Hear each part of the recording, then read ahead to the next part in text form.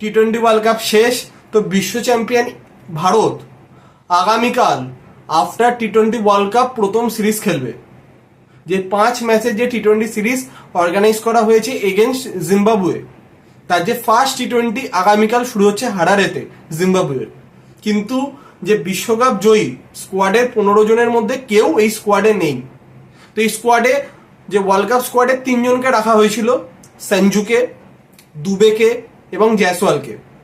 কিন্তু যে ইন্ডিয়াতে যে মেগা যে অনুষ্ঠান ছিল মুম্বাইতে, সেই অনুষ্ঠান অ্যাটেন্ড করার জন্য প্রথম 2 টি-20 ম্যাচের জন্য জয়সওয়ালকে, দুবেকে এবং সঞ্জুকে স্কোয়াড থেকে রিলিজ দেওয়া হয়েছে এবং তার জায়গাতে জিতেশ শর্মা এবং হর্ষিত রানা সুযোগ পেয়েছে। তো এই 3 জন আবার থার্ড টি-20 ম্যাচ থেকে দলের সাথে যোগ দেবে। তো এই যে জিম্বাবুয়ে সিরিজে নেতৃত্ব করবে শুভমান গিল, প্রথমবারের জন্য তিনি টিম ইন্ডিয়ার হয়ে ক্যাপ্টেন্সি করবেন। তো যদিও তিনি পার্মানেন্ট ক্যাপ্টেন হবেন না টি-20 ফরম্যাটে, এটা আমরা সকলেই জানি যে রোহিতের পরবর্তী ক্যাপ্টেন অতি অবশ্যই হবে হার্দিক পান্ডিয়া, যিনি 2026 টি-20 ওয়ার্ল্ড কাপেও টিম ইন্ডিয়াকে লিড করবে। কিন্তু এখানে প্রশ্ন হচ্ছে একটাই, যে রোহিত, কোহলি এবং জাদেজা এই 3 জনের ব্যাকআপ কে হবে, তাদের জায়গাটা কে নেবে? কারণ আপনি ধরে নিতে পারেন জাদেজার ব্যাকআপ আকসার, তো সেই তার জায়গাটা পূরণ করবে। তো রোহিতের ব্যাকআপ হিসেবে ধরা হচ্ছে তো জয়সওয়ালকে, কিন্তু তাকে ধারাবাহিকতা বজায় রাখতে হবে, নইলে কিন্তু তিনি সেই জায়গাটা নিতে পারবে না। তো সেইটা একটা বড় প্রশ্নচিহ্ন যে রোহিত শর্মার মতো যে ক্যাপাবিলিটি, সেই ক্যাপাবিলিটি কে শো করতে পারবে।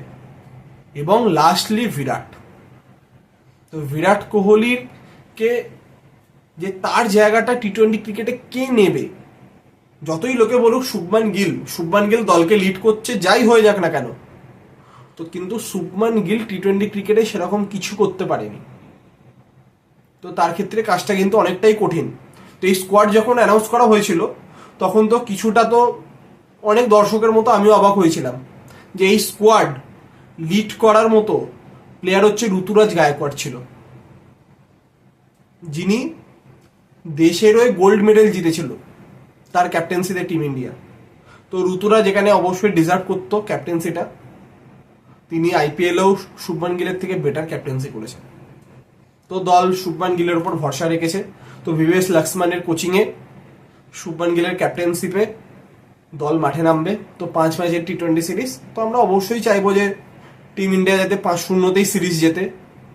তো এখানে ইয়ংস্টার যারা রয়েছে, অভিষেক শর্মা, ঋতুরাজ গায়কোয়াড়, শুভমান গিল, রিয়ান পরাগ, ধ্রুব জুড়েল, জিতেশ শর্মা, তো প্রত্যেকের কাছে হচ্ছে সুযোগ নিজেকে প্রুফ করা। কারণ যা কম্পিটিশন টিম ইন্ডিয়াতে, তো সেইখানে কিন্তু এক্সট্রাঅর্ডিনারি পারফরমেন্স না করলে দলে কিন্তু জায়গা পাওয়া যাবে না।